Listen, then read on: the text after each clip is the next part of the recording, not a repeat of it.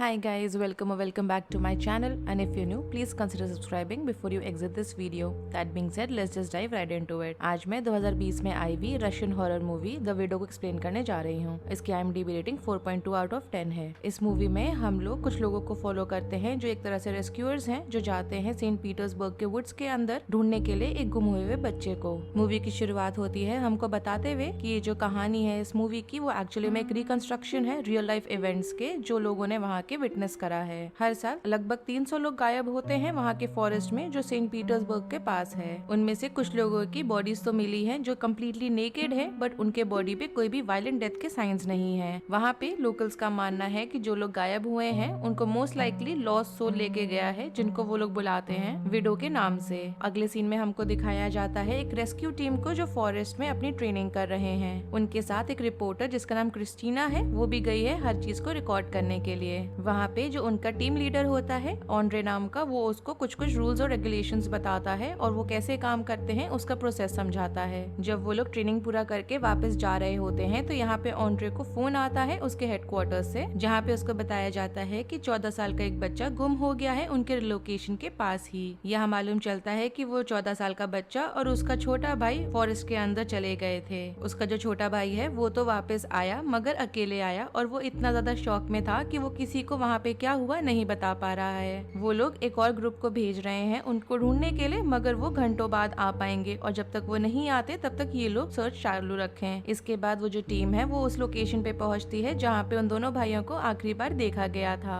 मालूम चलता है कि वो दोनों बच्चे पास के ही गाँव में से आए थे जो रिवर के पास है, वहाँ से 15 किलोमीटर दूरी पे। इसके बाद वो लोग फॉरेस्ट के अंदर जाते हैं और उसको ढूंढना शुरू करते हैं उसका नाम लेके, मगर उनको वापस कोई रिस्पॉन्स नहीं आ रहा होता। इसके बाद वो लोग दो के ग्रुप्स बनाते हैं और अलग अलग स्प्लिट होके उसको ढूंढने लगते हैं। यहाँ पे वीका कुछ चीज जलने का स्मेल करती है पास में ही, तो वो थोड़ा सा और आगे जाती है देखने के लिए। तब उसको और एलेक्सी को एक सॉफ्ट टॉय मिलता है जमीन पे पड़ा हुआ। वहाँ पे एक और कोई नेकेड सी वुमेन है जो उनको देख के वहाँ पे बेहोश हो जाती है। यहाँ पे वो लोग उस लेडी को उठा के अपने व्हीकल में वापस लेके जा रहे होते हैं और यहाँ पे हम देख पाते हैं कि क्रिस्टीन हर चीज को रिकॉर्ड कर रही है और वो यहाँ पे बता रही है कि वो जो औरत है वो बहुत ज्यादा शॉक में है और किसी भी पोजीशन में नहीं है कि वो कुछ भी बता सके। उस औरत के ऊपर कोई भी इंजरी या फिर वूंड के साइंस नहीं है, मगर उनको ये नहीं समझ में आ रहा है कि उसके कपड़े कहाँ हैं। तभी अचानक से क्रिस्टीन का पैर फिसलता है और वो स्लिप करके नीचे किसी गड्ढे टाइप जगह पे जाके गिरती है, जहाँ पे उसको अजीब अजीब आवाजें सुनाई देती हैं, जिसको सुन के वो काफी ज्यादा हॉरिफाइड हो जाती है।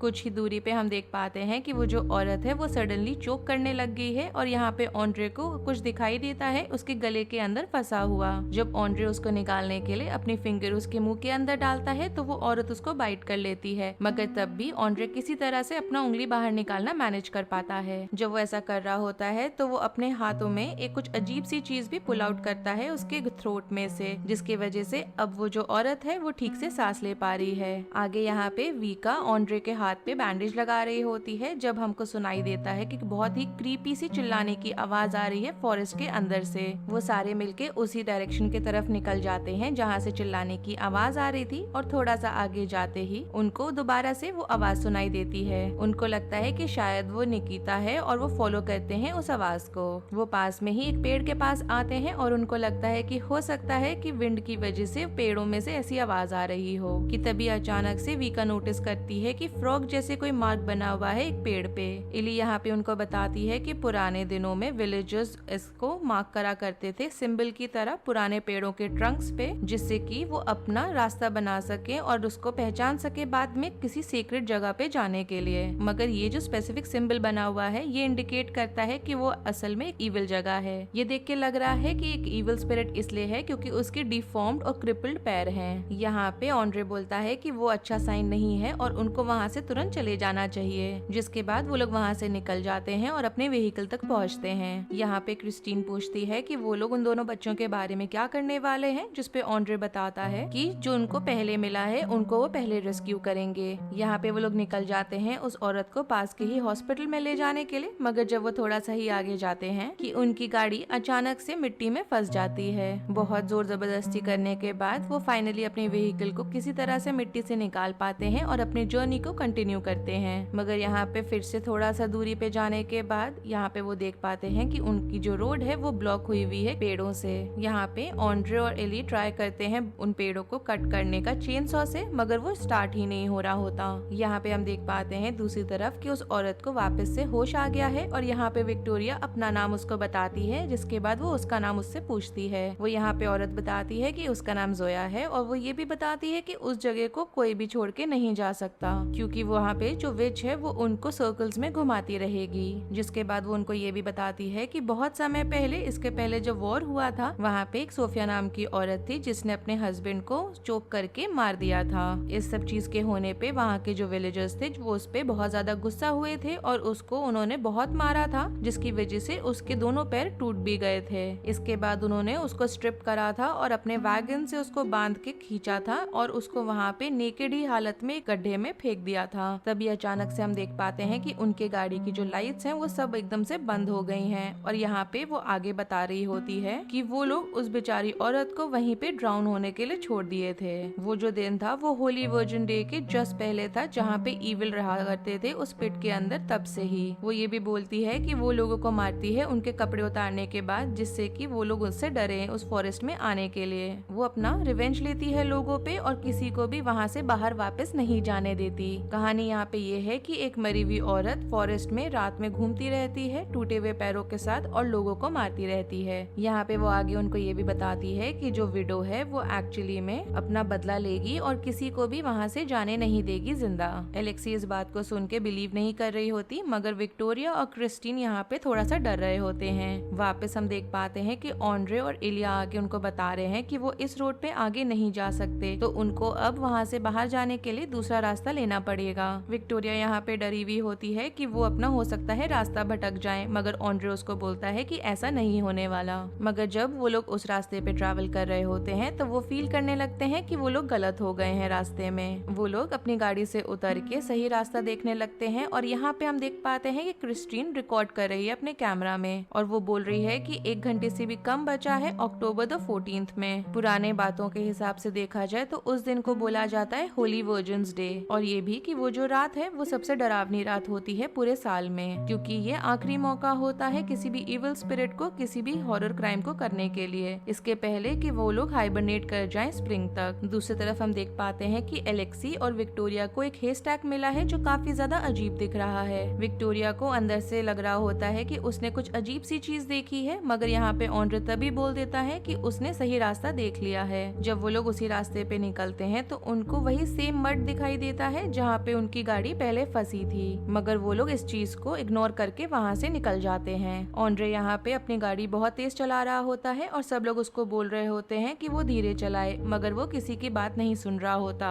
और वो अचानक से हेस्टैक में जाके अपनी गाड़ी ठोक देता है। जब वो लोग अपनी गाड़ी का जैसे ही दरवाजा खोलते हैं तो उनका जो डॉग है यूकिन वो एकदम से उतर के फॉरेस्ट की तरफ भाग जाता है। एलेक्सी को यहाँ पे लगता है कि हो सकता है उनके डॉग ने निकिता को ढूंढ लिया है, तो वो और एली फॉलो करते हैं उसको फॉरेस्ट के अंदर। क्रिस्टीन भी यहाँ पे उनके पीछे निकल जाती है, मगर यहाँ पे ऑन्ड्रे उसको बोलता है कि वो वहीं पे रुक के उसकी मदद करे, मगर वो यहाँ पे तब भी उनके पास चली जाती है उसको बिना बताए उससे छुपते हुए। ऑन्ड्रे यहाँ पे दूसरी तरफ वैन को ठीक कर रहा होता है जब उसको क्रिस्टीन के पैर दिखाई देते हैं और वो उसको बोलता है कि वो उसको रेंच ला के दे। विक्टोरिया यहाँ पे उसको रेंच दे के ये बोलती है कि क्रिस्टीन उन दोनों के पीछे गई है। ऑन्ड्रे इस चीज को सुन के काफी ज्यादा शॉक हो जाता है और सोचने लगता है कि उसने वहाँ पे किसके पैर देखे। और इसके बाद जब वो अपनी गाड़ी स्टार्ट करने की कोशिश कर रहा होता है तो उसको उसका डॉग उसके गाड़ी के सामने दिखाई देता है। वो उतरता है अपनी गाड़ी से और अपने डॉग को आवाज लगाता है, मगर उसका डॉग वापस से डार्क में जाके डिसअपियर हो जाता है और इस बार ऑन्ड्रे अपने डॉग को फॉलो कर रहा होता है। इसके बाद उसको कॉल आती है हेडक्वार्टर्स से जो उनके कोऑर्डिनेट्स के बारे में पूछ रहे हैं, जिससे कि जो दूसरी वाली टीम है वो उन तक पहुंच सके। हम यहाँ पे जोया को देख सकते हैं जो यहाँ बोल रही होती है कि उनको उसको वहीं छोड़ देना चाहिए था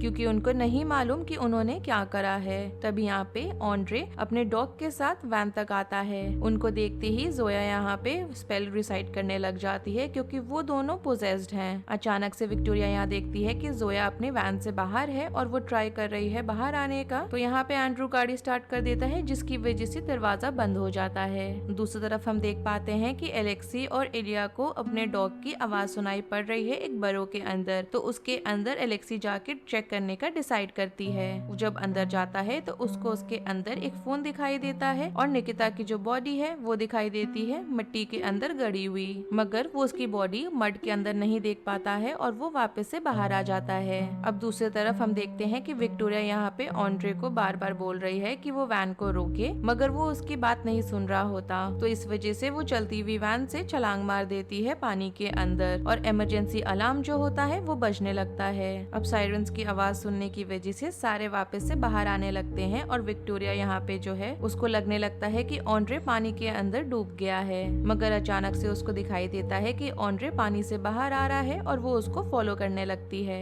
यहाँ पे जब सारे वैन तक पहुँचते हैं तो उनको ऑन्ड्रे की बॉडी दिखाई देती है पानी के अंदर, जिसके बाद क्रिस्टीन को कुछ अजीब अजीब आवाजें भी सुनाई देती हैं, तो वो उस साइड पे जाने लगते हैं। विक्टोरिया यहाँ पे ऑन्ड्रे को एक खाली पड़े हुए घर में फॉलो कर रही होती है और अंदर वो देखती है कि ऑन्ड्रे खड़ा है दीवार के तरफ अपना मुंह किए हुए। यहाँ पे वो उसको आवाज देती है मगर वो उसको नहीं सुनता और वो सेम मूवमेंट वैसे ही कर रहा होता है जैसे विक्टोरिया कर रही थी। अब यहाँ पे जब विक्टोरिया उसको अपने तरफ मोड़ती है तो वो उसके पास देखती है कि कोई फेस ही नहीं है, जिसको देख के वो डर के मारे बेहोश हो जाती है। दूसरी तरफ हम देखते हैं कि क्रिस्टीना यहाँ पे जोया को मिली है और वो यहाँ पे विक्टोरिया के बारे में पूछ रही है। यहाँ पे विक्टोरिया को वापस होश आ गया है और वो घर में ढूंढ रही है चीजों को। उसको वहाँ पे जादू करने वाले आइटम्स दिखाई देते हैं और एक हेयरस्टाइक भी दिखाई देता है और उसको जोया और उसके हस्बैंड की फोटो मिलती है। उसको वहाँ पे कुछ न्यूज़पेपर क्लिपिंग्स भी मिलते हैं जिसमें आर्टिकल्स लिखे हैं जोया के हस्बैंड के मर्डर के बारे में। इन सब चीजों को देख के विक्टोरिया तुरंत ही समझ जाती है कि एक्चुअली में जोया ही वो विच है। वो ये सारी चीज इलिया को बताने की कोशिश करती है मगर उसको दूसरी तरफ से बहुत ज्यादा शोर और आवाजें अलग अलग तरह से सुनाई पड़ रही होती हैं, जिसकी वजह से उसको कुछ भी सुनाई नहीं देता।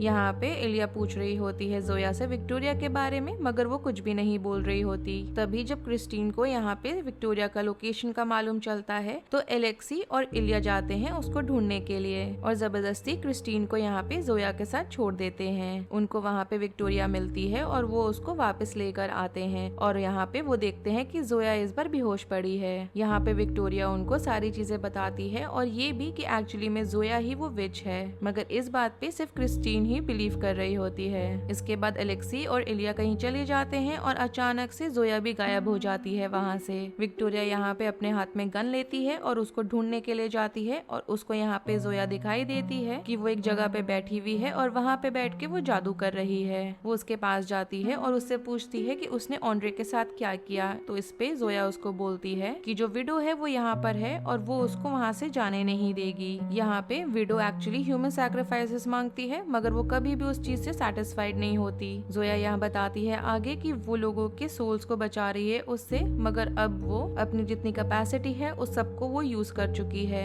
तो अब उल्टा उसकी बारी है। उसको मालूम है कि उसको कौन चाहिए और उसको वो चीज अभी के अभी चाहिए। वो ये बोलती है कि वो सबको जाके यहाँ पे प्रोटेक्ट करे, जिसके बाद वो उसकी गन लेती है विक्टोरिया के हाथ से और खुद को गोली मार देती है। गोलियों की आवाज सुन के यहाँ पे क्रिस्टीना आती है और उसको लगता है कि विक्टोरिया ने जोया को मार दिया है और वो यही बात जाके इलिया और एलेक्सी को भी बताती है जब वो लोग वहाँ पर आते हैं और वो हर चीज को रिकॉर्ड करने लगती है। इस चीज को देख के विक्टोरिया काफी ज्यादा गुस्सा हो जाती है और वो क्रिस्टीना से लड़ने लगती है, तो इलिया उन दोनों को अलग अलग करती है। यहाँ पे विक्टोरिया कन्विंस करने की कोशिश करती है उनको कि उसने जोया को नहीं मारा, जिसके बाद वो उनको ये भी बोलती है कि वो वीडियो को चेक कर सकते हैं, मगर जब वो वीडियो देखने लगते हैं कि अचानक से जो फाइल है वो करप्ट हो जाती है। यहाँ पे टैबलेट को चेक करने के लिए एलेक्सी रिमूव करता है कार्ड को फोन में से जो उसको पिट में मिला था। उसके अंदर उनको वीडियो मिलता है जो निकिता ने रिकॉर्ड किया था जोया का, जो वो नेकेड होके रिचुअल परफॉर्म कर रही थी। वो उसको वहाँ पे उड़ते हुए देख सकते हैं और यहाँ पे निकिता का जो भाई है शोरा वो वहाँ से डर के मारे भागता है, मगर निकिता मारी जाती है। इस चीज को देख के वो लोग विक्टोरिया की बात पे विश्वास करने लगते हैं, जिसके बाद उनको दूसरे वाली टीम के वहाँ आने का मैसेज आता है, जिसके बाद वो लोग उनके पास जाने के लिए निकल जाते हैं। जब वो लोग वॉक करके जा रहे होते हैं तो उनको वही सेम साइन दिखाई देता है और वो लोग समझ जाते हैं कि वो लोग सर्कल्स में ही घूम रहे हैं, जिसके बाद हमको यहाँ पे विच की आवाज सुनाई देती है और एलेक्सी मारी जाती है। इस चीज को देख के वो सारे वहाँ से दौड़ लगा देते हैं और वो लोग एक जगह पर आते हैं और यहाँ पे विक्टोरिया बताती है कि ये वही जगह है जहाँ पे विडो को गाड़ा गया था। तभी यहाँ पे अचानक से इलिया पोजेस होने लग जाती है और वो कुछ चीज को डिग करने लगती है जमीन के अंदर, जिसके बाद जो विच है वो उसको ड्रैग करते हुए ले जाती है। ये चीज को देख के विक्टोरिया और क्रिस्टीना वहाँ से भागने लगते हैं, मगर जो वॉइस है विच की वो उनके पास आती है, जिसके बाद वो विक्टोरिया को भी ड्रैग ट्रैक करने लगती है। वो यहाँ पे रोप को कट कर देती है क्रिस्टीना को बचाने के लिए, और जो विडो है वो सिर्फ विक्टोरिया को ही ले जा पाती है। यहाँ पे अब क्रिस्टीना बाहर निकलने का रास्ता ढूंढने लगती है जब उसको विक्टोरिया दिखाई देती है रास्ते में, मगर जब वो मुड़ती है तो वो अपनी खुद की शक्ल देखती है और उसके मुंह से पानी बाहर आ रहा है, जिसके बाद स्क्रीन ब्लैंक हो जाती है। जिसके बाद हम देख पाते हैं कि वो तो रेस्क्यू टीम के साथ है, और हम यहाँ पे दूसरी तरफ विक्टोरिया को देखते हैं जो अब खुद के अबैंडन वाले घर में बैठ के रिचुअल्स कर रही है, और मूवी खत्म हो जाती है। अगर आपको इस मूवी की एक्सप्लेनेशन पसंद आई हो, then do like the video, subscribe to my channel, share it with your friends and don't forget to follow me on Instagram. Link आपको नीचे डिस्क्रिप्शन बॉक्स में मिल जाएगा। Thanks for watching. Bye.